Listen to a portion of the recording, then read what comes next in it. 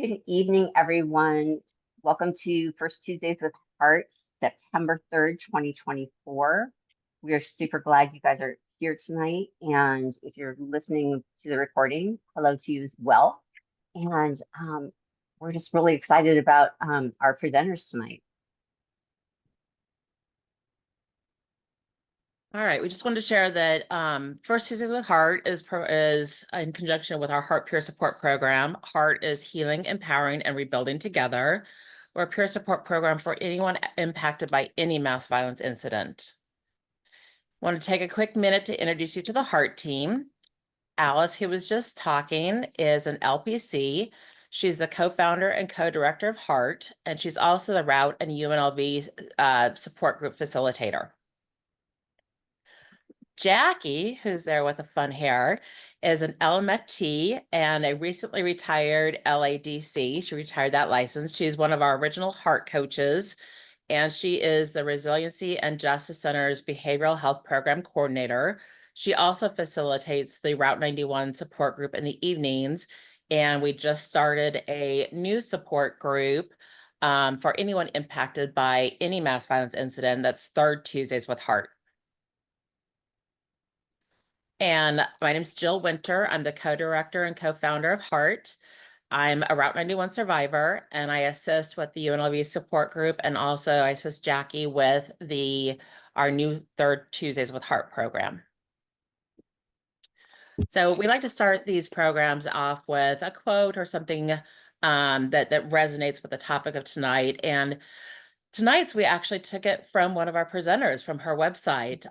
Molly is the founder of Tattoos of My Soul, which is a coaching business. And so we all have tattoos on our soul.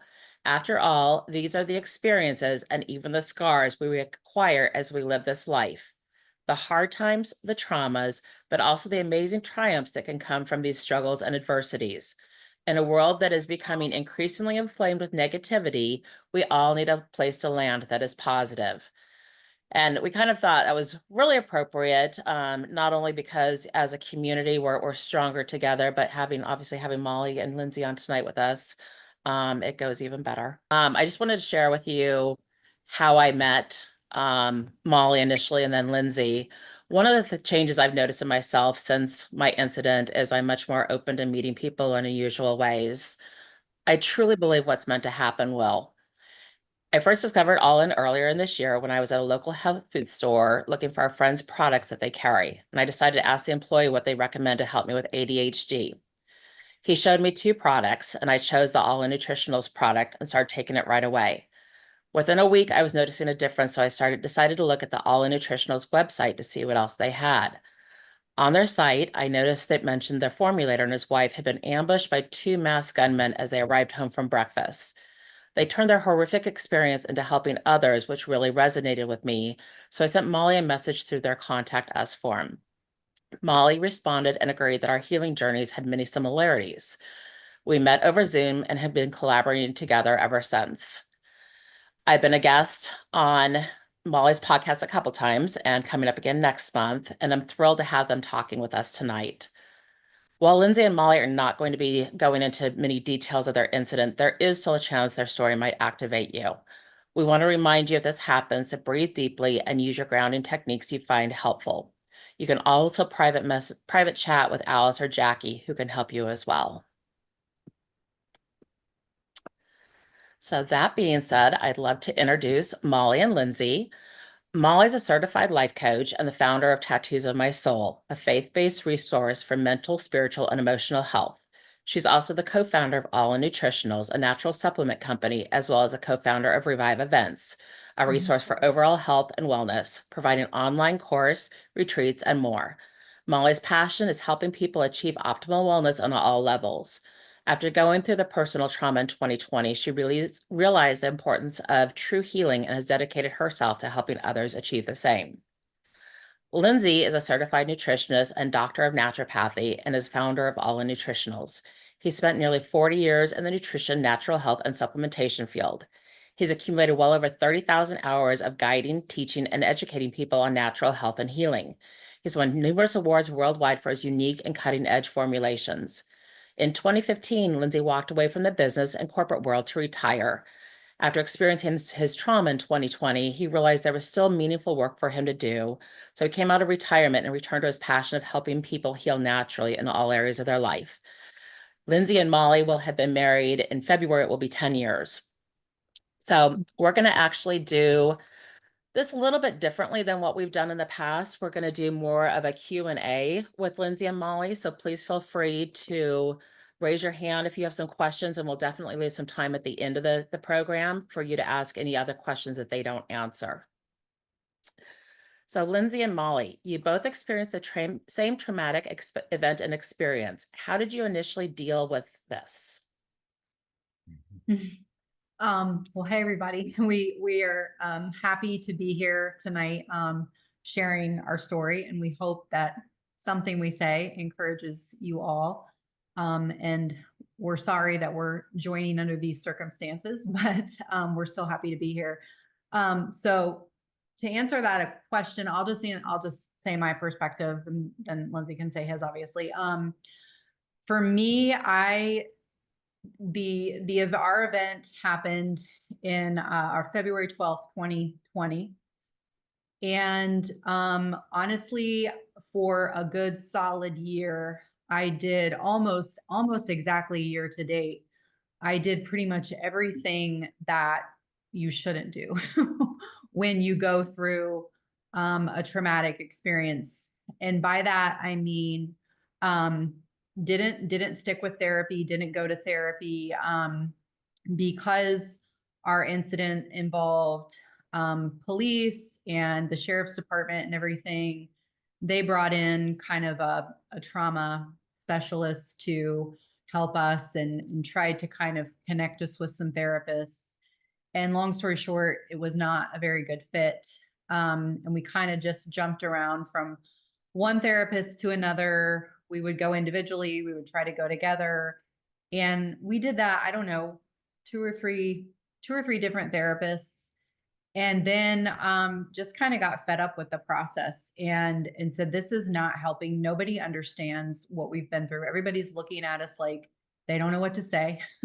and then also this was right when COVID lockdown hit. And so when that happened, okay, now we're not going anywhere. And I was kind of like secretly inside celebrating, because I was like, now I don't have to go out of the house and deal with people and deal with the public and friends and family. And now I don't need to go to therapy because we're supposed to stay home. And so that kind of became like the ultimate validation of like why we canceled therapy, because it just was, that's what everybody was doing. They were staying home. That just kind of trickled into a lot of other unhealthy behaviors. Our event happened at our home, not this home where we live now, at a different home. And we moved about 6 weeks after that event happened to where we live now.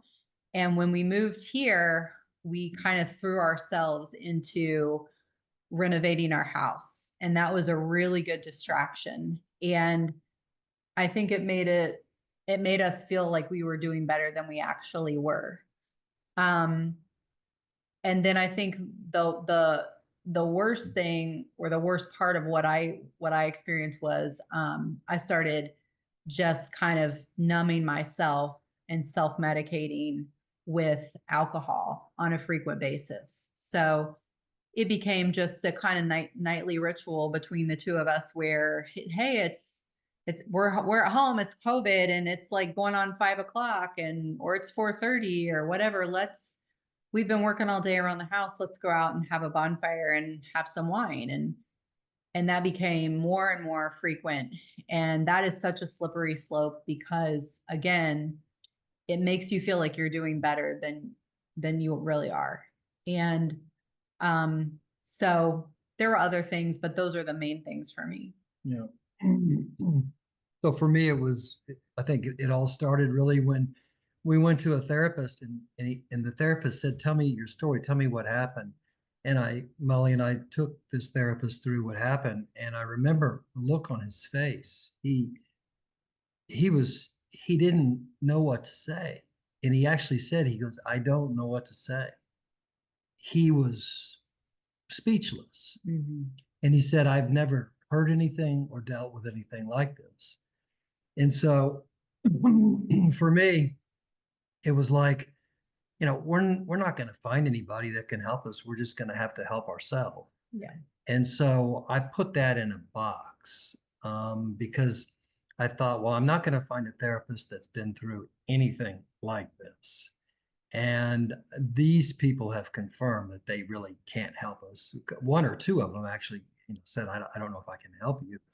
And so, you don't know where to turn to. And so you kind of turn to the like Molly said, the numbing aspect. And I think that numbing was where we started to spiral downhill. Mhm. That's what led to our almost divorcing. Mhm.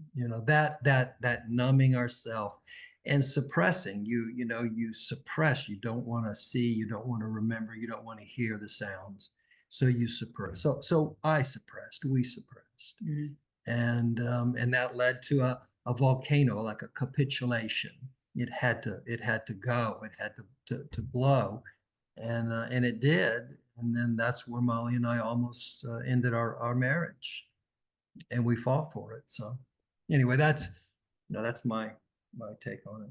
Mhm. And I think that's really common when you go through something, a major trauma is it's hard to feel the feelings. It's not Yeah. fun. It's ugly. You want to do everything you can to avoid it, but you have to get to the bottom of it. Otherwise you will blow. Yeah. Mhm. Yeah. Oh. Yeah. Did either of you experience PTSD, anxiety, and depression symptoms as a result of this incident? And if so, were your symptoms similar to each other? Yes, all of the above. Yeah. Um, so yeah, that's an interesting question. Yeah. We absolutely did. However, we were activated by different things Yeah. because of our situation and because the role that we each played in the situation. He was the defender in the situation. So because of that, he was activated by certain things. I was highly activated by being in my car. If somebody would come up on my left side real fast, that would activate me. Still does to a certain degree, not as it used to, but it's been dialed down quite a bit. But that was really difficult. I remember one day being in the grocery store parking lot and like I couldn't go in because I was just so severely activated. So yes. And I think it's when you are feeling that your senses are that heightened, it's so easy, at least in my opinion, to start feeling anxious. And then when you're feeling anxious on a regular basis, you just want to isolate, which leads to feeling depressed. And it's just like this ripple effect. So My activation and my how it affected me and the PTSD came in a hypervigilance Mhm. form. So anywhere from the security cameras um, to alarm systems to driveway or lights in the driveway Mhm. or a driveway um, doorbell that is activated in the house by somebody driving down the driveway, and just stuff that's just so draining on your Yeah. spirit. Just drains the life force out of you, because when you're hyper vigilant, you don't ever put your guard down. Mhm. And I was hyper vigilant anyway. I grew up with 7 brothers, and I was the second to the youngest. Mhm. And we grew up in Texas, and and they were big. Yeah. And so I was, as a young man, I've been hyper vigilant my whole life, but now after that incident, it's like, yeah, I gotta pull the reins back, Mhm. really. Yeah. And I'm pretty sure most people listening feel the same way. I know my hypervigilance, especially right after route, was just through the roof, and you don't feel like you're living a normal life. Mhm. Right. Right. What led you guys to realize you needed to make a change? Breakup. Everything was getting significantly worse. Yeah. Literally, I mean, we were taking the steps towards divorce. I mean, it was like, I was getting the dogs, like this was absolutely happening. We were taking those steps. And then a couple of days after having that conversation, in my opinion, it was total intervention from God. Like we came together and had another conversation that basically made us take a step back and say, you know what? It was just like somebody turned a light on for us and said, what are you doing? Like you survived a situation. I mean, the lead detective on our case said, based on everything that happened, there had been planning by these two people for over a year. They had cased our property. There were so many. The odds were absolutely stacked against us. And they said, you have a better chance of winning the lottery Buying one ticket Yeah. and winning the lottery. than surviving what you did. And it was kind of like it was like we got kind of woken up. It's like, what are you doing? You're here for a reason. Like you survived. Mhm. You guys are sitting around. Yes, you're victims and you're acting like victims. And now you're self-medicating and now your marriage is falling apart. Your family's falling Not apart. doing the work. Like, are you just going to live the rest of your life wounded and now you're not even going to be together? And it just was kind of like, what are we doing? Like I was becoming a version of myself I didn't even recognize anymore. I was like, I didn't like myself at all. In fact, there's this picture of me in our hot tub at that time drinking a glass of wine, and I can barely stand to look at that picture because the expression on my face, I look so unhappy. And we just realized, like, we've got to do the work. And I'll be honest with you, when we had that conversation, we still didn't know if we'd be able to work it out and stay together, because there had been a lot of just damage done to our relationship. But we said, we're at least going to try. And we know that we have to, in order for us to have even a chance at surviving and staying married, we have to do the work individually. Like that's where it's got to start. And that was kind of where we said, you know what, we're going to make a shift, and we're both going to work on ourselves and try and heal from this. So many people would assume, since you experienced the same event, you would view the same way. Can you speak to that? No, not at all the same way. Yeah. Not even close. No. Yeah. For me, it's a fight or flight. There was no flight, not even a hundredth of a second flight. And so the entire event was, just nightmarish, and it was all fight. And it was instinct and just I don't even know, just crazy. And so I view it as just a very, very harsh, dark, difficult energy. Yeah. Very, very almost evil. For sure. Yeah. And our emotions processing have been different. Without going into a lot of detail, like the two people, we personally knew, and Lindsey had been very close to it, the one person at one time. So, when there's that kind of dynamic involved, the way that you process the things that you think about and ask yourself afterwards, there's just a lot of conversation of trying to process those emotions. It's a whole nother layer. Well, and I know too, I've learned since with all the work I've done on myself that trauma is cumulative.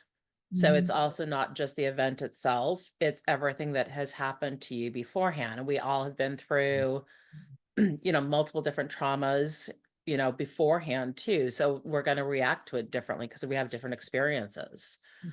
Um, Yeah. so And we had different roles that day, Yeah. There were two very, very different roles. They couldn't Absolutely. have been more different. Yeah. And so that makes the entire experience completely different, Mhm. Yeah. One person it slows down, with the other person it's sped up. So it's just Mhm. crazy that way. Yeah, that is true. That is a good point because we had a conversation. I said, it literally felt like time just slow. Like I thought, oh my gosh, like I've been here for hours. And he said the opposite. Time sped up for him. And it was like, and it's just really interesting how, somebody's perception can be so different in So the same different. event. Yeah. Yep. Yeah, no, that's definitely true. And I know for me, my incident, it felt like it was like 3 days. Yeah. It just everything slowed down and it was like it wasn't gonna to end. So I completely understand what you're saying, Molly. Yes. So can you share with us about your healing journeys? How did each of you work to heal the trauma you experienced? Yep. You want to go first or me go first? Okay. So Lindsay and I guess maybe this is why we're really opposite. Opposites attract, right? So he has a very like intense personality and just always kind of goes at things like kind of full force. And I'm a little bit more like reserved. And so our healing, if you look at our healing journeys, that's basically kind of what happened. So when we came to the place where it's like, okay, we're not gonna move forward with a divorce. We're going to work on ourselves, and then we'll kind of see where things are at. We did decide that we were going to spend time apart because we knew that that was needed. And so he left, and I'll let him explain where he went and everything that he did. He left and traveled for a bit, and I stayed here in our home, and that is when for me my relationship with God completely shifted.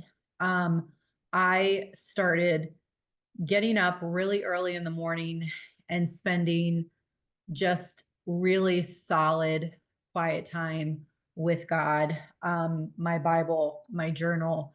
And it's hard for me not to get emotional talking about this because I felt it just was like God was saying, like, I've got you. Like, I know you hate this. I know this is not what you would choose for your life. Like, I know you wish it could go back, but you've got to trust me. And you survived. I got you this far. I'm going to get you on the other side, but you're going to have to take it a day at a time. And you're going to have to just be patient with the healing process. It's not going to go as fast as you want it to go, but I'll get you there. And I just started praying, doing breath work. Jill and I have talked so much about breath work, doing all of the grounding techniques so consistently.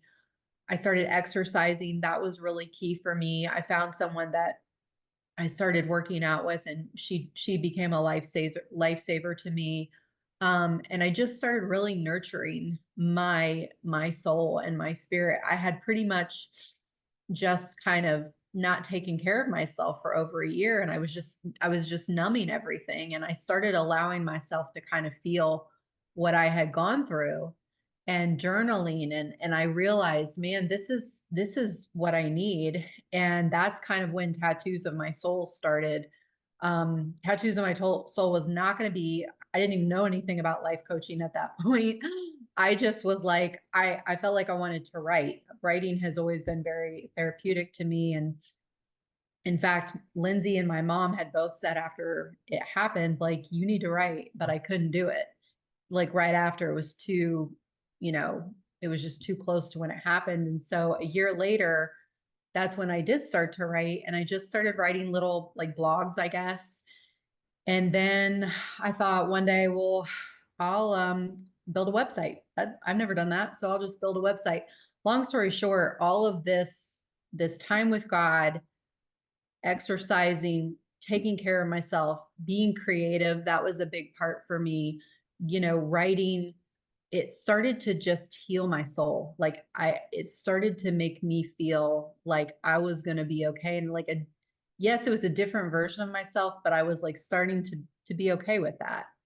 And then of course I did start going to therapy consistently. I found a therapist that was a really good fit, and went to her weekly for a few weeks. I was going in to see her a couple of times a week, and just got on a different track, stuck with it, was really consistent. So for me, it was just very different. I mean, I was extremely sick when I was a child, and I healed myself when I was about 19 years old. I was really sick on medication, would go from doctor to doctor to doctor. And when I was about 19 or 20, I started fasting. I moved to Los Angeles and I started fasting, and I started doing herbs. And I got really, really deeply intense with natural healing and natural medicine. And it healed my body, and it was just miraculous. I mean, I was just kind of going, how did this happen? I've been to at least 25 doctors. I've been on at least 30 or 40 different medications. I've had so many different conditions. Nobody's been able to help me. And here I am, a 20-year-old kid, and I completely healed my body in 10 months, 11 months. The stuff coming out of my body, I was just shocked. So when it was time for me to heal, I said to Molly, I said, I'm leaving. I'm going to go away for, I'm going to get a one-way ticket, and I don't know, Yeah. I don't know when I'm coming back. And so I went to Los Angeles, and I went out to the desert, and I started fasting. And it was just life-changing because, I just got deeper and deeper and deeper and deeper. And I met someone there, and they told me about a place in Costa Rica. And the next day I was there. I literally bought a ticket and I went to Costa Rica. Make a long story short, I basically we store anger and we store rage in our liver. Like we store love. We love from our heart. We think from our mind. We communicate from our vocal cords or from our throat. We perceive from our solar plexus, and we rage from our liver. And I knew that I had some healing to do in my liver. So I started a cleansing and a purification that was so intense that I purged when I say purged, I mean I purged. I probably threw up over 100 times. And I purged and purged and purged, and I saw everything coming out. I actually relived it, experienced it, until finally at the end, I was laying there on this mattress, splayed out, just cut, like literally, I was like wide open. There was nothing there. There was no ego. There was nothing. I was just basically raw as any human being that you could ever imagine. And I was crying like a baby, and I had just released, just rage, just all the violence and the rage and the anger and the fear and the frustration, and just everything just poured out of me. And the body does store, don't make no mistake about it. Our body stores this crap. It stores it, and man, it'll eat you up. It'll just, not just the mind and the nervous system, it eats up the gut. And so I had to get that out, and I did. And when I came back, I mean, Molly can tell you, I was a different person when I came back. I had cathartic, and I had released so much. And then the next year I went back and I did a water fast for 23 days. I went from 200 pounds to 161 pounds, and I'm not fat. I don't have fat on my body. I work out a lot. I went from 200 pounds to 161 pounds. I did 23 days on water. Same thing. I purged and cleansed and purified my body. And I mean, you can't get different healing than. Yeah, I told you guys he was intense. Like, right? Like, I'm just gonna stay here and hang out with God and like do my, you go do your 23-day water fast. Like, 23 yeah, days. I it didn't could not be more different, didn't right? even use, we weren't even allowed to use Mhm. toothpaste. It was Yep. just had to brush our teeth with water. No shower because the shower took too much energy from you.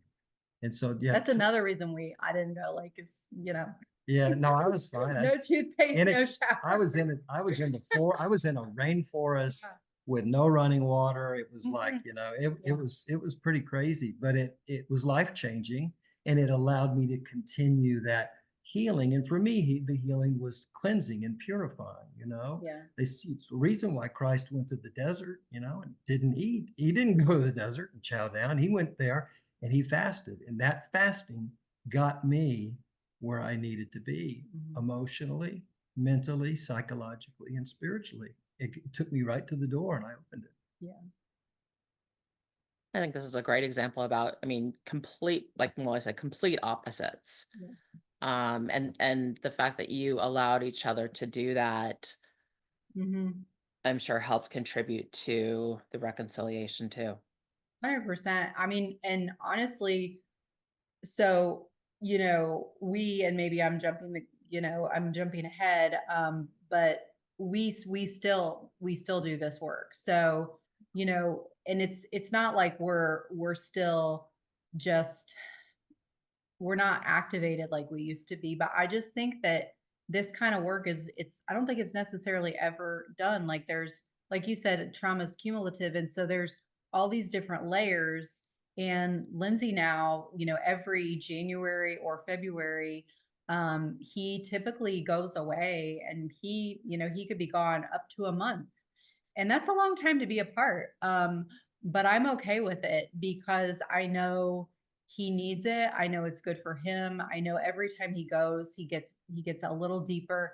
And when he comes back, it's good for us. You know what I mean? And we fully support each other in that continuing self-care. I mean, obviously we believe in it. We created 3 companies that's all we're about.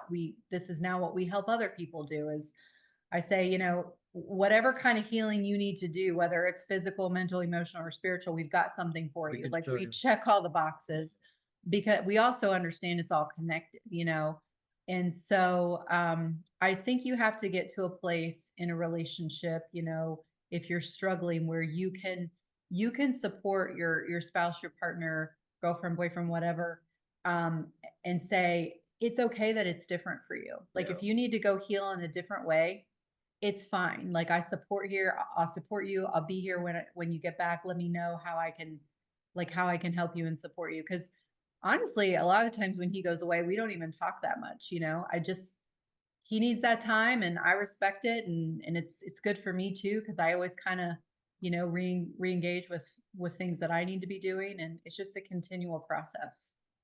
And when we have a conversation after I go through one of these intense sessions, we'll do a Zoom call and she'll be looking at me. She'll be looking to see this.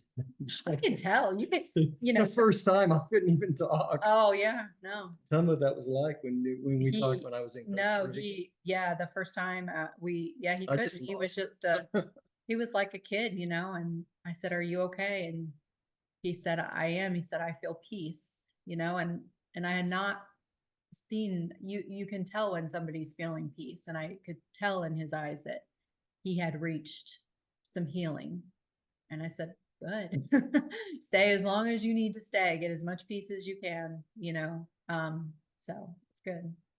I think that's something that we all seek to find on our healing journey. Yeah. It's what we've all been through is not normal, Right. but to find that peace and that sense of security, and to see the light at the end of the tunnel. Mhm. Even if it's way down the road, to actually start seeing that is when you're going to experience some of that peace and healing. For Yeah. sure. And For when sure. you taste it, it's enough to push you further. Mhm. Exactly. It takes you to the next level because you tasted it Yeah. and you want more of it. Yeah. And I think it's also normal too. It's not just going to be like when you decide, oh, I'm going to do this work as an individual or as a couple. It's not just going to be straight up. I mean, you're going to have your peaks and valleys. There's still things that we have to work on, and we have to we have to put intention towards. I just went over, I have a lady that I'm working with over in Indiana that is a great support to me. And about once every couple of months, she's just 2 hours away. I make a little day trip of it, go see her, spend some time on some things, come back. It's just kind of like that fine tuning, but I still feel myself revert back at times or go through, Jill and I have talked about like anniversary effect and all those things. And I think if you do feel that, if you feel yourself start to slip, it doesn't mean that you haven't healed. It doesn't mean that you haven't made progress. It's a very natural part of the healing process to kind of go back and forth. But I think the key is to not let yourself stay there too long and to take a step forward. Like, what can I do right now to recover quicker, to get back on track? What's one thing I can do to make myself feel good today? And just kind of have that awareness. My therapist in San Diego was also from Colorado. I grew up in Colorado. And when I first started seeing her after route, she explained to me that the healing process is like climbing one of the 14,000-foot peaks in Colorado, the 14ers. She said, you're going to go along, you're going to hit some valleys or meadows, and you might have to take a step down, to get to the valley or meadow, and you're going to walk through that. And it could take an hour, a day, a week, a month, but you eventually are going to start climbing again. Yeah. But her whole point of that was the overall trajectory. You're here when you started here. Right. So even though you might have some of those times when you feel stuck, Yep. You have to go through that process to continue the climb, to continue the heal. Correct. Yeah. And it's going to come at different times. You Mhm. never know when it's going to hit you. Yes. So For sure. do you feel comfortable talking about the tools you use when your significant other is in a different place and they're healing than you are? The tools that we use as far as just within our relationship. Mhm. Yeah, absolutely. I think one thing we do, and Lindsay just mentioned it, is we try and have a quick recovery. So if there is tension, if there is misunderstanding, disagreement, whatever, having that awareness and kind of being able to step back and recognize a pattern and like, hey, this isn't really going anywhere productive, and how can we recover from this in the quickest way? We used to have patterns within our relationship where, you have tension and it lasts days. Now it's lasting weeks. Now, before you know it, you've been in a funk for a month, and that's not going anywhere good. So we really try and be more aware and more intentional with those kinds of things. Now it lasts 20 minutes. I mean, now it's Yeah. very quick recovery. Most of the time. But I'm sure that's taken a lot of work to get there. Yeah. It's not just an overnight thing. For sure. And for a lot sure. of really good communication too. Yeah. The communication is, without that, it just doesn't live. For sure. Yeah. I think not assuming that you know how the other person feels. I mean, that sounds so basic, but especially when there is a trauma between the two of you, you have that trauma bond, as they call it. Not assuming that I know how he's feeling or what he's thinking, like I said, our 5-year anniversary is coming up in February. It's 4 days after our wedding anniversary. So yeah. But when that day approaches, I think it's very easy, or it could be easy in our situation to be like, well, I know what you're thinking. I know how you're feeling and all that. And we really try and not do that. It's more like, how are you feeling, and anything you want to work through or talk through, or just being more, I don't know, curious with each other than assuming that because that, I don't feel like that ever gets us anywhere positive. Yeah, Well, and bottom line is we Molly- never know how the other person's feeling. exactly. Yeah. And I think Molly is really good at reminding me that we're on the same side, Yeah.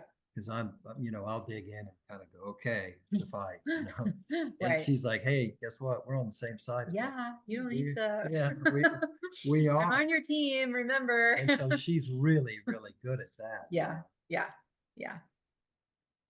That's nice to have that reminder. We need to have you do a program in communication. Well, yeah. She's the best at it. The best I've ever seen. I'm also a resource junkie, so I love to find from a marriage standpoint, a relation standpoint, I love to find, resources on Instagram or just, there's so many things out there. And like I told you and Alice last week when we were talking, I wish I would have had a group like this when we were going through what we went through, because you think, well, the only way that I can heal is I got to go to therapy. I got to sit on a couch and tell somebody how I feel, and that's really daunting for the majority of us, right? It's not what we want to do, and I think these non-traditional groups like these support groups are so therapeutic. This is so good, and so just even finding a group where maybe you have some things in common, and you can talk and you can share struggle and you can share wins is hugely beneficial. Well, think about what I said earlier. We went to more than one therapist that looked at us, listened to the story, and literally looked at us like a deer in headlights. Was like, the one therapist was like, he's like, I don't know what to say. Well, this group is not, there's nobody in this group that's going to say that. This group, unfortunately, understands on the deepest level. Yeah. What we went through. Yeah. That you don't go to school for that. No, no. And it's, having the experiential knowledge with others is so big. I mean, we can validate, we can understand, even if our situations are a little bit different. Molly and I have talked about a lot of our healing journey is very similar. Yeah. And I've talked to so many people who've been impacted by mass violence who have had a similar experience with therapists. The therapists just don't even know what to say. Mm-hmm. And that makes it really hard because you don't want to start and stop and start and stop. That's exhausting. Yes. It's hard enough to do it once. Mm-hmm. So, and actually, I'm just going to throw out a little plug for the Resilience and Justice Center. We do have somebody there who can help anyone impacted by a mass violence incident find a therapist in your area who takes your insurance, and there's no charge to have Ron find that person for you. So please keep that in mind if you are looking for a therapist, because I know for me, it's taken several different types of things to work on my healing, which I'm still doing. Yeah. Therapy is one of them, but also support groups and other programs I've been through. So it's never a, one and done type of thing. Mm-hmm. Right. So, would you guys share how your post-traumatic growth has led to some amazing things for you both? Briefly touch on how this led you to create the 3 companies that help people heal. Mm-hmm. You kind of already started on that, but. Yeah. Well, yeah, it's really interesting because I used to have, before our event, I used to have conversations with Lindsey all the time. So I have 2 boys, almost 18 and almost 14. And I used to say to Lindsey all the time, I'd say, I don't really know what my purpose is. Like outside of being a mom and a wife, like I love that, but I don't like really know what I'm here to do or what I have to offer. I don't feel that way anymore. I feel like I can honestly say, as crazy as it might sound, in some odd, weird way, I'm thankful for what we went through, because I know that if we wouldn't have gone through this, and this is where you got to have trust and you have to have faith that God's always got a plan, no matter what happens. And he can turn something really awful and evil into something amazing if you have the right outlook and perspective. And I think that's really key. But, I got certified to be a life coach, and I can say that, people think that I'm helping them, and it's actually helping me. When you start helping other people and you start being able to empathize with somebody's pain or depression or anxiety or PTSD or whatever, even if the situation's not the same, but you can say, you know what, in some way I understand how you feel, and you see their face light up because they know you really do. that is hugely healing. And I now feel like, yeah, that situation was ugly and I never would have picked it, but I know we are helping a lot of people. Lindsey has a gift for healing. He's absolutely, it's a total gift. I've never seen anybody be able to reach people on a nutritional, physical healing level like he can. And he was not using that. That gift was being wasted. You know, we had a terrible experience with the corporate world and with all that toxicity that goes along with that. And we had said, you know, we're done with business. We're not touching it with a 10-foot pole. And we were going to live a nice little quiet life. And obviously that didn't happen. And but now he's using his gift again in an amazing way. And so and we're meeting people. I mean, Jill and I never would have met.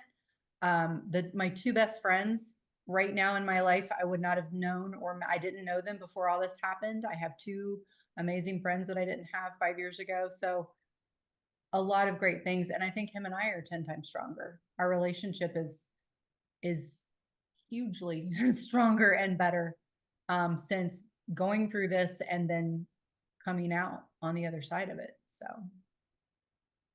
So for me, shortly after the event happened, somebody said to me, I can't believe that you went through that. That's crazy. That's just going to screw your whole life up. And when he said when he said that, he said that he didn't mean it in a mean way or with malice. He just said, that's just, you know, you're not going to ever forget that.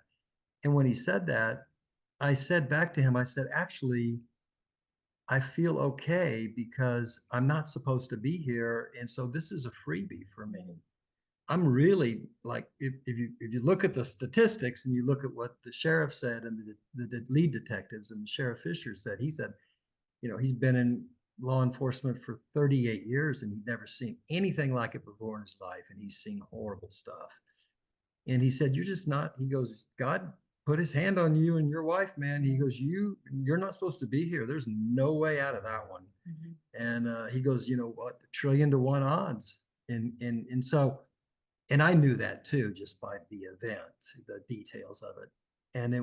And so for me, it's like, this day's a free day. Mm-hmm.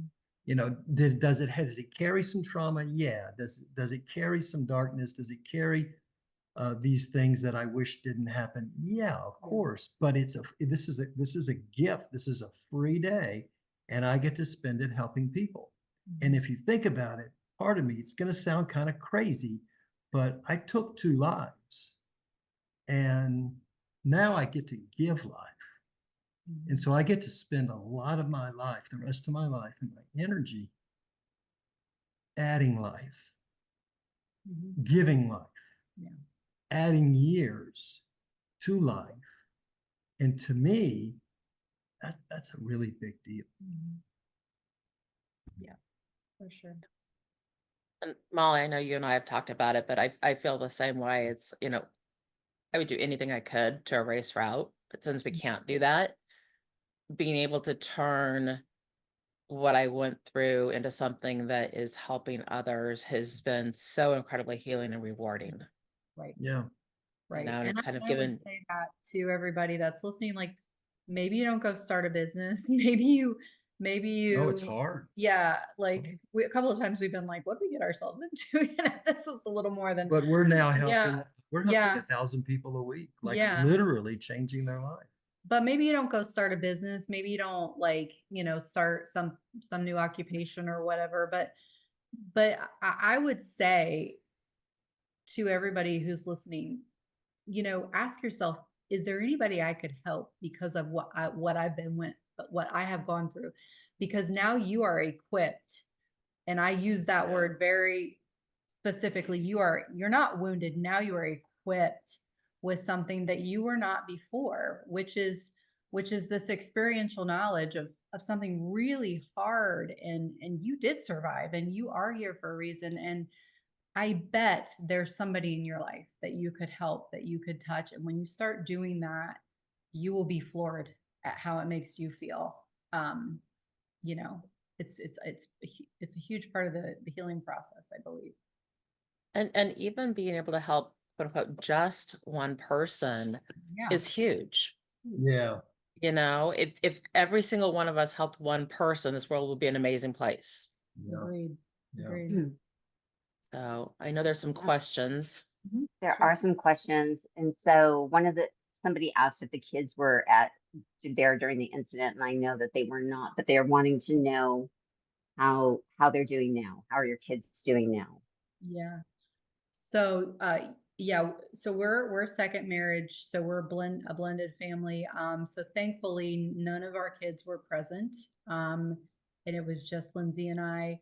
And the kids are good and have healed in their own way. And, you know, went through absolutely a period of time where it was very difficult and a lot of questions. And you know, this was 5 years ago, so my kids were really young when this happened. And there's a lot of like, why would somebody want to hurt Mom and Lindsay? And why would somebody come to our house? And my kids never went back to that house. Well, they did go back when we finally Later. sold it. When we finally sold it 2 years later, they went back one time. And by that time, there had been a tremendous amount of healing that had taken place. And I said, guys, I'm not going to make you. But I really think, you know, we lived here. And I said, I think for your healing, it would be awesome if you could just go and kind of say goodbye and help us pack up. And they were like, okay, we'll go. And they went, and Which was a shocker. yeah, it was hugely healing, not only for them, but for me, because I was like, okay, we're officially closing this door. And we took a picture in the driveway, all smiling, and we left. But it was hard. Not gonna kid Wow. you. It was really hard. And there was healing that had to take place in our family, you know, it was just a lot of layers. And then with my two daughters, you know, it's not well. It's not well at all. Yeah. Yeah. It's really, really, really, really Mhm. just so heartbreaking all the way around. The fact that you guys came to a place where you recognized that you were medicating and self-medicating and spiraling um, is really wonderful that you pressed into it and you continued into some of the things that caused complications before, like the therapy caused complications before, but you stuck with it and you eventually found somebody to help. A lot of people in the communities, who have been suffered any kind of mass violence, of course, self-medication is going to be Mhm. a go-to because it's a coping skill. And so I was wondering for you guys for sleep, like were there any tricks or tips that you would have Yeah. for people who might be struggling with their sleep? And then Mhm. there's also a question about somebody who wants to do some travel as part of her healing. And so she's saying, any suggestions of low cost travel areas? So I'm going to open that up to everybody, Mhm. just in case Molly and Lindsay don't have that answer. If you guys have any suggestions, you put it in the chat. Yeah. So But- on the sleep one, I'll take that one for sure. Mhm.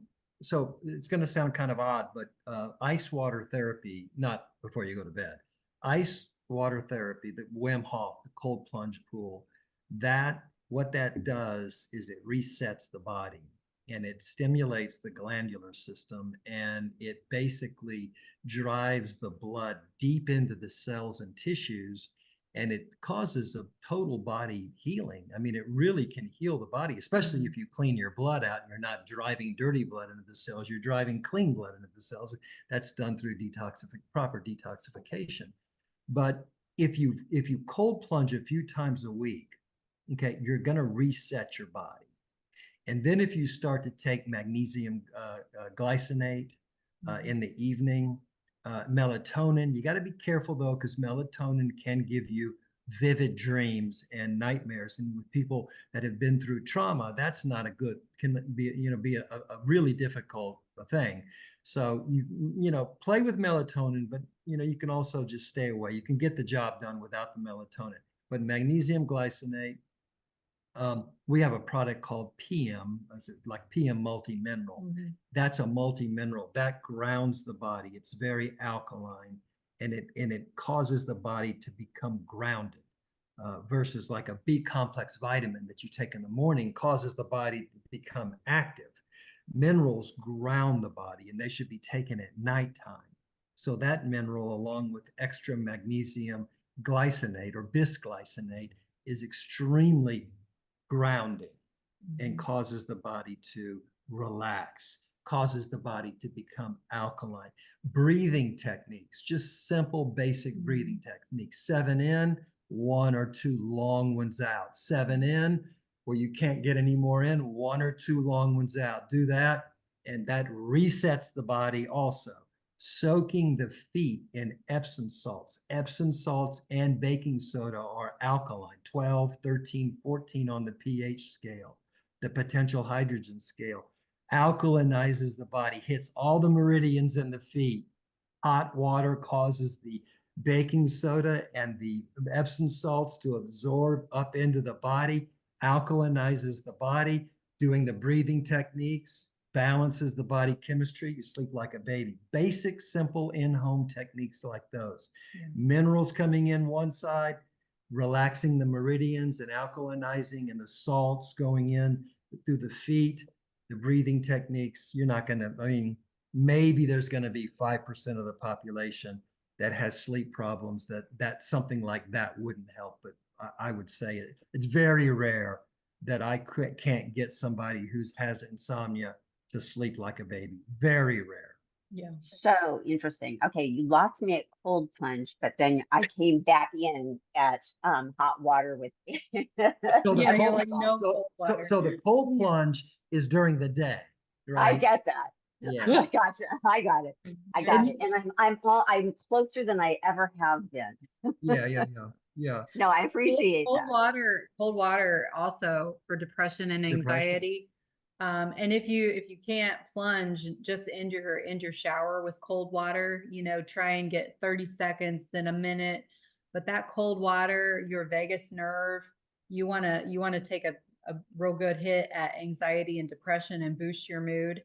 Do that. That is, I have done that a lot, and it's hugely beneficial. Molly had a really bad bout of depression. She used to be on medication. Yeah. And we were living at the house where the incident took place, and she was having a really bad bout. I said, I want to take you through something, and just trust me.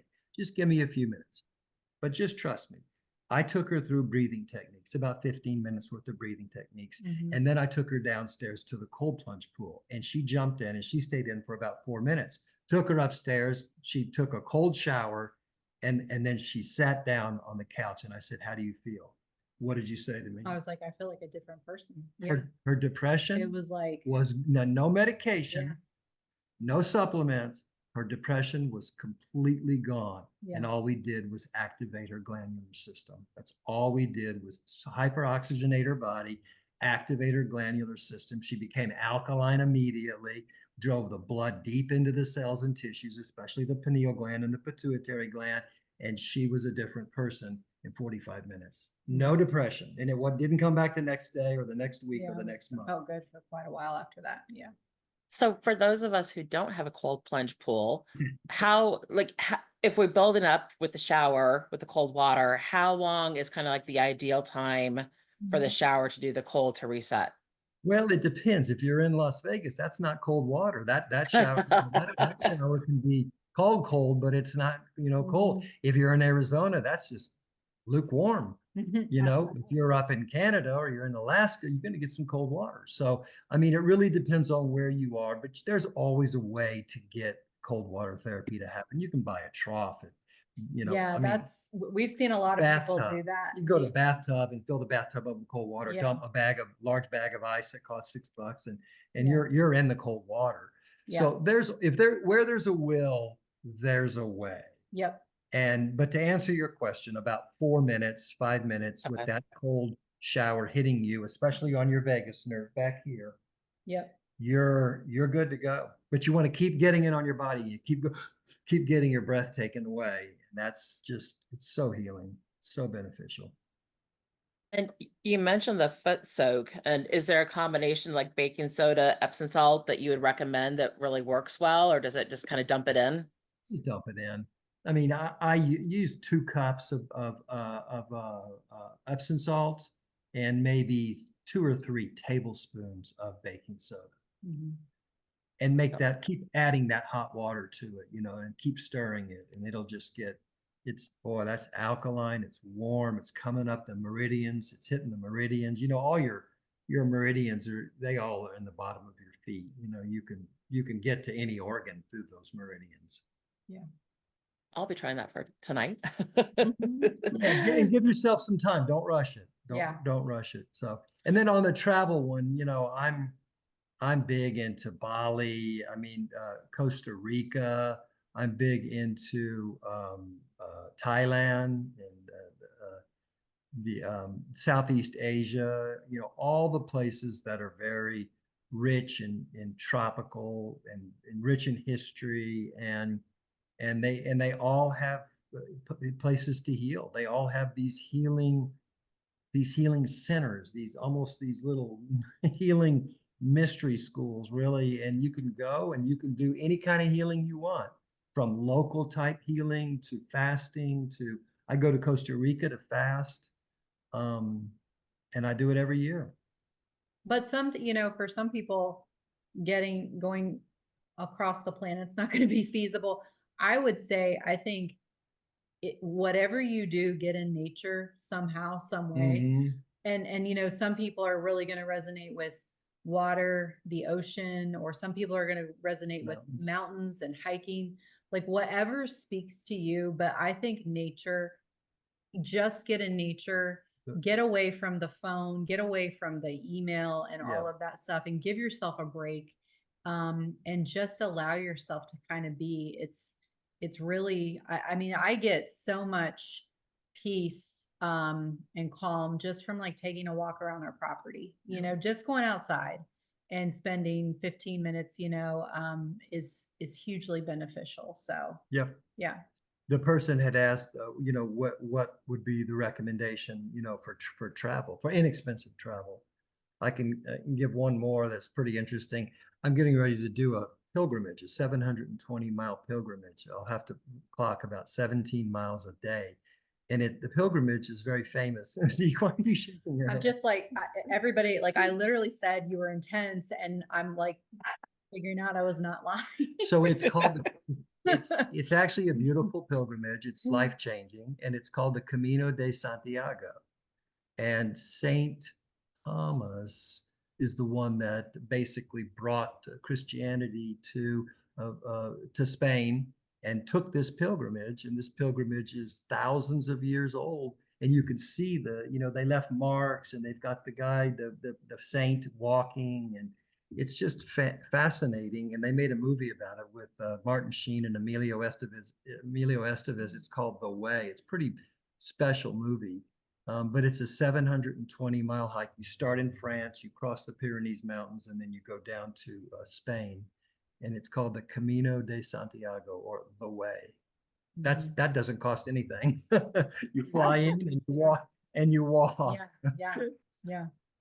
Well, the one thing I learned actually when I moved out here is I was staying at campgrounds. They have cabins that you can rent for significantly less than hotels. Yeah. So even if you get in the car and go to nature, look into campgrounds. Oh, yeah. The cabins, they're safe, things like that. So if you're looking for a low cost way to do it, it was probably between a third and a quarter of the cost of a hotel when I was doing that. And You're in nature. usually, yeah, exactly. So whether it's the beach or the mountains, there's oftentimes campgrounds real close by. Yes, for sure. So Jackie, you had your hand raised. Did you want to add anything else in?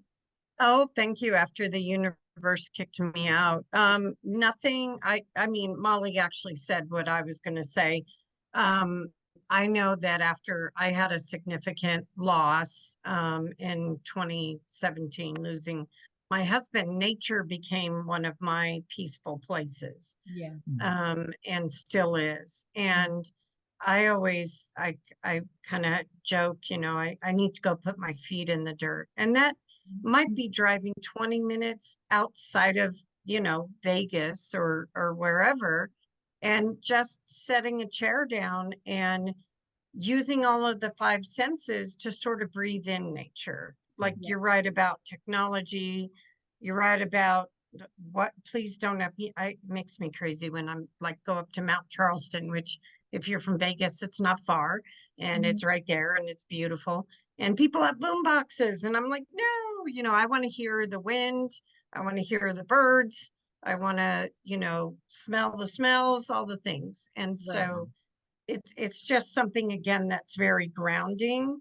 Parks, if you can't get out of town, even 20 minutes away, go to a park, put a blanket, sit in the grass. I'm pretty allergic to grass, so I avoid that. But I mean, it's just about quieting our world so that we can be with ourselves. That's all. Thank you. Yes, yeah, you're spot on. One thing that I've started doing again, I used to love going barefoot outside. And for some reason, I got out of the habit. And the last year or so, I make a conscious effort to go outside barefoot at least once a day. And when I feel like my anxiety growing, or if I'm in a funk, I will go spend extra time barefoot in the grass. There's Yeah, it's just called- there. Yeah. Yep. And that actually helps people sleep as well. Yeah. And so for those of us who have grass, I know you don't have a lot of grass in Vegas, but for those of us who have grass, that's another option that is free. Yeah. Exactly. Does anyone else have any questions? Feel free to put the questions in the chat, but I did want to say, you guys speaking on this major trauma and your relationship, I just so appreciate, some of the key takeaways about, acknowledging the fact that even though you were present during the same experience, you did not have the same experience, that you both brought your history into that and your personalities into that, and that to allow each other time to process separately and not to be threatened by that. I Yeah. think that's really, I don't know that all couples could do that, but you guys came to a point where you knew that was the survival of your marriage depended on it. And so I think it was really beautiful that you did let yourselves do feel individually, but also continue to let each other feel individually, as well as I like the fact that you guys said that you keep you keep things short. Quick recovery is what you said. So there isn't, so you didn't give us like life's all wine and roses now. It's, there's still life. You guys are busy. You've got 3 companies, you're helping people, you've got, everything going on. So I like it that you acknowledge that there still can be tension, but you do a quick recovery and you don't assume how the other person is feeling. Yes. Which it's so important, whether you've been married 10 years like you guys or, more or less. I mean, that's just huge. So I really appreciate you guys doing that. And then the other 2 things, let me know how I can support you. Beautiful. That's beautiful because that's about communication and again, not assuming. And for yourself, when you feel that like you're kind of stuck or you might be going backwards, that you say to yourself, what's the one thing that I can do? What's one thing I can do? You don't overwhelm yourself. And so that's really, really important. I've got 2 people raising their hands, so let me check on those While you're guys. looking at that, I'm going to bring up the communication again. I think it's so often it's easy to think, well, they know what I'm thinking, they know what I'm feeling, but in all reality, whether it was the same incident or not, you don't. So, I know sometimes it's hard, and I had a hard time with some of my friendships and with family relationships. Initially, it was really hard to be able to share how I was doing because it just kind of felt like they were pushing back. They didn't want to know. And I think a lot of that's because nobody knows what to say. Yeah, it's awkward. Yeah. Yeah, but remembering that the communication is so key, it is really helpful because nobody knows what the person next to them is going through unless you share. That's right. Well, I mean, okay, like, so full transparency. Um, even this evening, a couple of hours ago, so we had a little rift between the two of us because one of the things that Lindsay is activated by is, and Jill, I had already shared this with you, is if he cannot get a hold of me.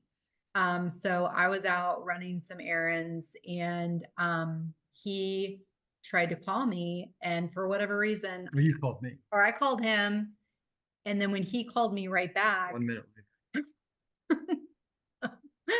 yeah, 1 minute later, I didn't answer. Well, he called and texted over and over again. I guess my phone was off. I don't know. Long story short, it really activated him. Like he was, I picked up my phone and I had like all these calls, and he's like, "Where are you at? What's going on?" His mind immediately. Now we're going on 5 years. This goes to show you how it's still, I was on my way over there. yeah, his mind Yeah, immediately goes to something bad has to have happened. right. Finally got a hold of me. Well, I went on Life 360 and I Yeah. saw that she hadn't gone into the place that she was supposed to. So she was in the parking lot. So my mind says someone got her in the parking lot. Yeah. So then I go and say, how long will it take me to get there? I'm in my car on my way over there So because I know again, someone has her, visibility, right? Right. Because she's in the parking lot. She's not in the place that she was supposed to be going. So Yeah. it still happens. Yeah. So there started to be a little tension between the two of us because it's like, gosh, I'm sorry, was just out. I didn't see my phone. And we had to kind of like take a step back, and I was like, you know what? I get it. Like I understand that this is one of the things that really, activates you, bothers you. It's still hard. I'm sorry. Wasn't intentional, and then he was like, okay, I'm sorry. I got frustrated. And then, we're fine. So I think it's still work, right? It's still having to be understanding to that person. You can't ever get to the place where you're like, oh, you should be over that by now. That's not fair. Like No. you've always got to be considerate and understand where they're coming from, even if you're like, well, that's not a big deal. It's a big deal to them. And this is a Wow, great that's- example of we never know when we're going to be activated. No. Exactly. Yeah. It's just, it comes out of the blue. And then I know for me, it's like you lose all logical thinking. Yes. So it's the emotional thinking that comes into play. So yeah, communication is so key. Yeah, for sure. For sure. Do you guys have time for a couple more questions? Sure. Yeah. Okay, so one of them is, do you both see the same therapist? Yeah. We do everything when it comes to therapy. I kind of, Molly takes the lead on that and I trust her. Mhm. And so if she wants to go to Tennessee, I'm going. And if she wants to go to do, this therapy or this counsel or this marriage event, that, 3-day event, in Houston, Yeah. I go. So I trust her Yeah. and I'm there to support her. And I'm just an open book. I'm kind of like whatever she wants to do. And she always finds the great stuff. Mhm. Yeah. Yeah. But then you also have like some people you've worked with solo, like, when you went to Costa Rica, I didn't work with those people. Like that was Well, just you wouldn't. you. You wouldn't. Yeah, I do wouldn't go to that. Costa Rica. You Yeah, wouldn't- no, you not wouldn't do what that he's thing. doing. But yeah, I think for the most part, we usually seem to kind of work with the same person. That's not really on purpose, but it just kind of happens to go that way, I guess. Yeah. But it's helpful, I think, if you do see the same person, because then you kind of have this third party that's hearing both sides and both perspectives, and they can hopefully kind of help you bridge the gap, Yeah, that's awesome. Before I go on to these other two questions in the chat, Jackie, did you have something? Yeah, just real quick, I appreciated as a therapist, I appreciated your comment about people not knowing how to respond or how to do this. I also teach therapists. And the bottom line is that therapists need to recognize this, and not all do, is that this work is different and this is not for everybody. Just because, it's kind of like just because you want to be a doctor, everybody does not want to be a podiatrist. Just saying. you know, and so this is very unique. And I think those of us who do this work have very, I think different personalities. We just do. And we've had different life experiences that, you know, allow us to be in a space of being like, yep, I can handle this. Yeah. It's just different. It just is. And I appreciated as well the conversation about everybody's journey for healing is different. Again, as a therapist, therapy is not the only way. And for some people, it's never the way.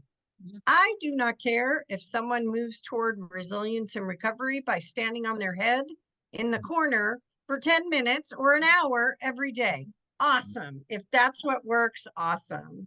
So, you know, that's why we always focus on the menu, so to speak, of what's available, and that, you know, that whatever the combination is. Yeah. So as a therapist, wanted to say thank you for that, and know that we do our best at the Resiliency Center to find those therapists and know those therapists that we know can handle it.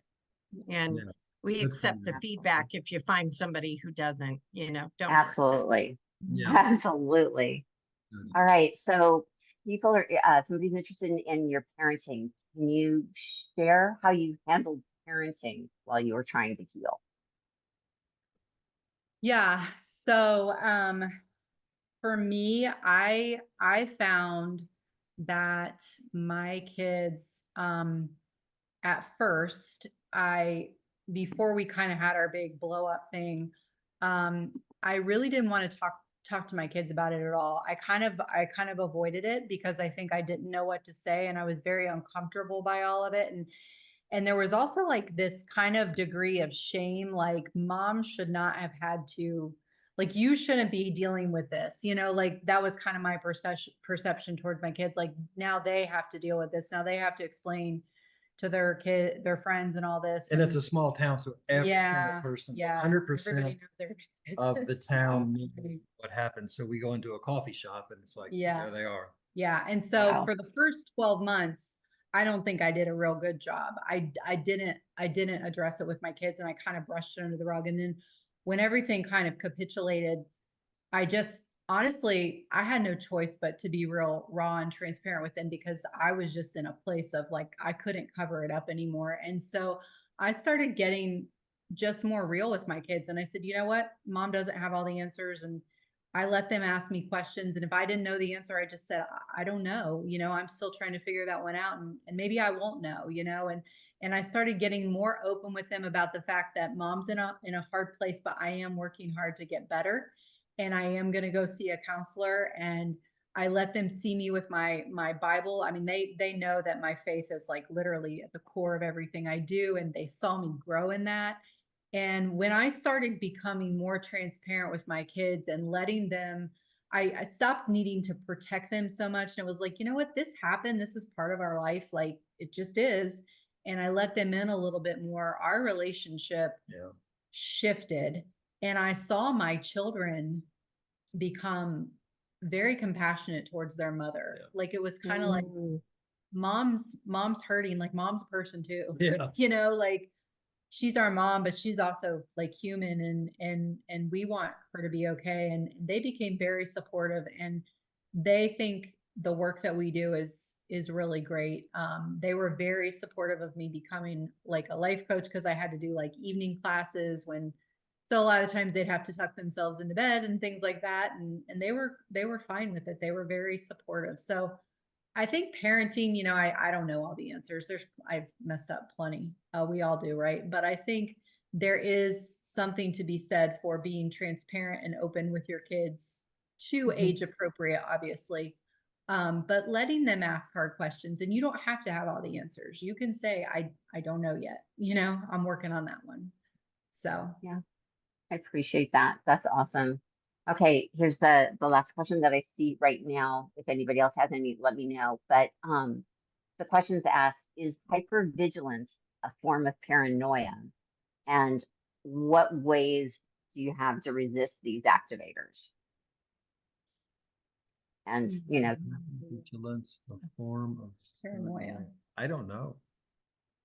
okay. Yeah.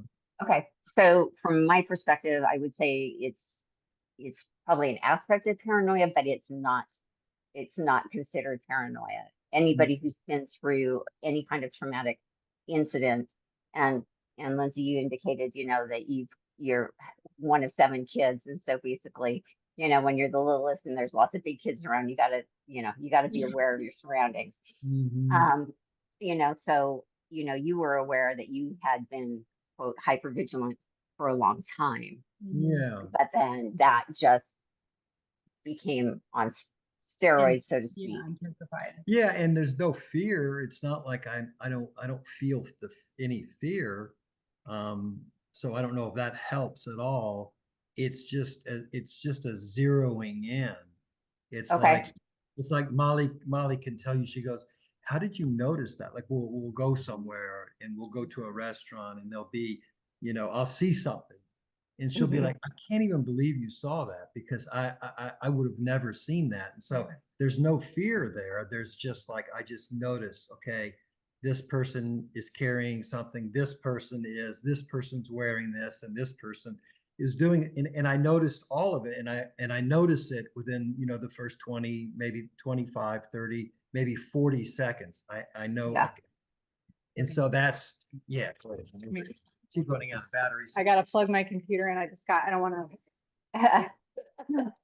And so but is it paranoia? I mean, I'm not an expert, so I couldn't answer that question.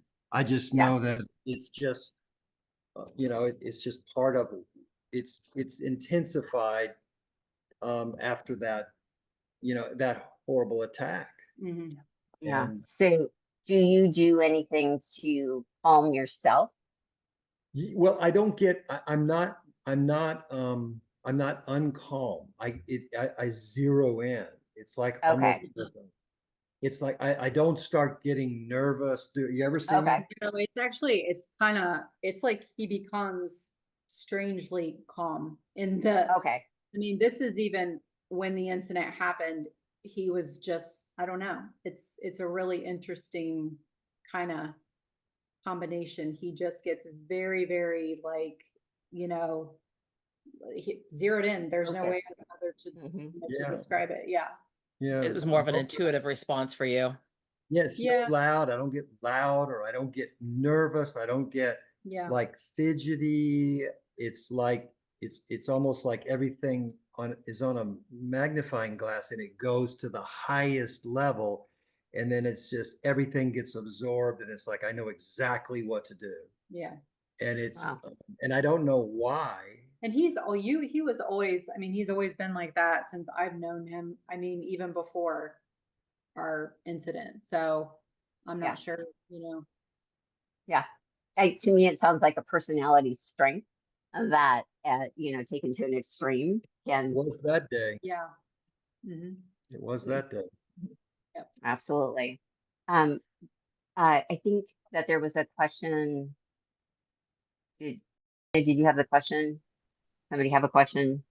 No, well, I mean, listening to it, it's like I found that all my traumas kind of in the past dictated how I answered, or, like it came to a head with this because this, you know, um, and I found that I just so, I've been living, like I'm learning now that I was living in fight or flight my whole life. And that sounds like Lindsay, like, I drop something on the ground, I freak, so when you're taught, for me, I changed therapists and went to somebody that was more trauma focused and trauma oriented. And, every time I overreact, it's trying to go back to how old are you? And, did you have the tools then to do the things, so when you're a young child and you're the youngest, second youngest, you develop coping skills. So I think like my hypervigilance is definitely a coping skill. And it's hard because to give myself grace over it because I'm like, oh my God, I did this. And she goes, you did the best you could with what you had. I'm like, oh, okay. And expecting to be, and shaming myself for it too. So just sharing. Yeah. Yeah, I appreciate that. Lindsay, did you have something you wanted to say? No. Mm-mm. Okay, yeah, I appreciate your sharing that. That's, giving yourself grace and learning not to shame yourself for your feelings and your thoughts and your actions and your behaviors. It's huge. Yeah. Yeah. We're not meant to carry that type of shame. So it's good that you're working on that. And I know every person impacted by mass violence I've talked to has some degree of hypervigilance. Mhm. So, I wouldn't call it paranoia. I think it's very common for what we've been through because, Absolutely. once you lose that sense of safety, it's so important to be able to feel that again. So Mhm. everything around you that feels even slightly off has a potential of activating you. Mhm. Mhm. Yeah. Right. Well, I think too, you're always kind of, because these situations happen so out of nowhere, right? Like you're not prepared in any way. And so you kind of like go about your life and you're like, okay, well, if it happened then, could it happen again today? Like, when's the other shoe going to drop? That was a big one for me initially. Was I constantly was living like, just I felt like I was constantly anticipating when is the next catastrophe coming? And then even any little hint of something going wrong sent me into, we didn't talk about panic attacks, but that was something I really struggled with. Severe, like literally think I'm going to die, panic attacks. I did have to get on medication for a while for that. I'm not on any medication anymore for that, but they were terrible. And they were almost to the point where I couldn't manage them, like they were debilitating. So, it's a lot. Your body just doesn't know how to respond to these things. And then your brain is going a million miles a minute trying to figure out, okay, what's reality and what am I imagining? And here's the thing too, your brain doesn't know the difference between the two. So, then you have all these reactions. So Yeah. Wow. Jackie, did you have something that you wanted to share before we wrap up? Yes, super quick. Just remember that the brain's number one job is to keep the body alive and safe. And so it does it automatically by things like circulation and heart and and it also does it by continually scanning the environment. And when you have been through a trauma that, of course, threatened your life, your brain now knows, wait a minute, this world has things in it that are unsafe. So your sort of spidey sense, so to speak, is going to be more heightened than a person who has not been through that. That is a normal, natural mechanism. Blame the cavemen, don't know what to say, kind of evolutionary thing. Just remember that that's a normal response. Paranoia is, of course, different because it's being worried that something is going to happen. Now, if you've had things happen, paranoia is normal.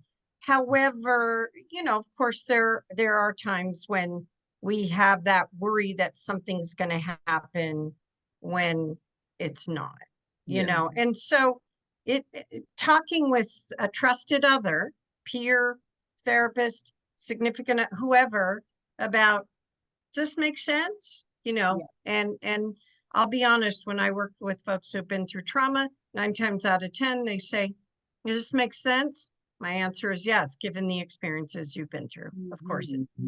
So it is normal. Yeah. It's not a symptom that something's terribly wrong. That's all. Thank you. That's good. Thank you. Appreciate that, Jackie. There's one comment that somebody posted a little bit ago. They said, just wanted to thank you guys. It's beautiful to see the support between you two. So Sweet. Thank it's you. definitely apparent. Sweet. Um, Sweet. This is a very special, very sweet group that you all have put together. Yeah, agreed. Thank you. And somebody else just put, thank you. I'm learning more during each meeting. So glad I'm not alone in these experiences. So, and I think that's the biggest takeaway is, as lonely of an experience as it feels like it might be, or none of us are alone. Yeah. That's right. That's right. That's an important thing to remember. Just wanted to remind you guys about the integrative services programs through the Resiliency and Justice Center that are available. They're free programs available for anybody impacted by any mass violence incident. The peer support tonight's First Tuesdays with Heart. We recently started Third Tuesdays with Heart, continuing the conversation, which is a support group that Jackie and I facilitate. There's meditation, mindfulness, trauma recovery yoga, art therapy, and the equine demonstrations. The equine demonstrations are the only ones the only one that is in person in Vegas. So if you happen to be visiting Vegas and it's on a weekend that they're doing that, by all means, please join. These can all be found on the Resiliency and Justice Center's calendar. So this is just kind of an overview. Anything that is colorful are things that are open to anyone impacted by any mass violence incident. So you can see that there's a couple of things each week that are available for free to anybody impacted. Here's some additional support. Again, if you want to be paired with a Heart mentor, you can go to the resiliencyandjustice.org/heart and click on request peer support. The disaster distress helpline is there 24/7, and it doesn't have to be somebody with suicidal ideologies. It can be anybody who needs any support of any kind. Safe Space is another website through Vibrant, which is the DDH, and that is for people who may be experiencing suicidal ideologies. Survivors of Mass Violence is an online peer support community, which unfortunately will be closing on September 30th. But there are the Survivors in Solidarity, which is a new Facebook page run by the trained peer supporters who were part of the Survivors of Mass Violence, as well as the Rebels Project page. The National Mass Violence Center has a lot of great resources for all of us. So I'd encourage you to check out their website if you haven't. And then for anybody the 988 Suicide and Crisis Lifeline. So next month is going to be on October 8th because the first Tuesday is the anniversary of Route. So we're moving it back a week. And Jackie's going to talk to us about practical coping skills after trauma. There's big writing, October 8th, not October 1st next week. And we really appreciate everybody joining, all the wonderful questions in your time tonight. Thank you so much. Hope you guys all have a great week. We will be having the third Tuesdays with Heart in 2 weeks. So we'd love to have you join us for that. The podcast that Molly and I do in the First Tuesdays with Heart Facebook group. So, and I think I've posted it in some of the other survivor groups too. So if you guys ever want to watch those, it's been fun doing them. Yeah. Yeah, and I'm sorry, I had paused the recording. So your Facebook, so Molly, you were saying they could find you on Facebook? Yeah, right. Just Molly Duncan or Lindsey Duncan, Lindsey is how he spells his name. Okay. And if they go to our Facebook page, then they can find, our 3 companies that we have The and website. all those things. So Excellent. just additional resources for everybody. Perfect. There's Thank a lot you of great so much. resources. Very, very good. Have a good Thanks, night, guys. guys. Thank you.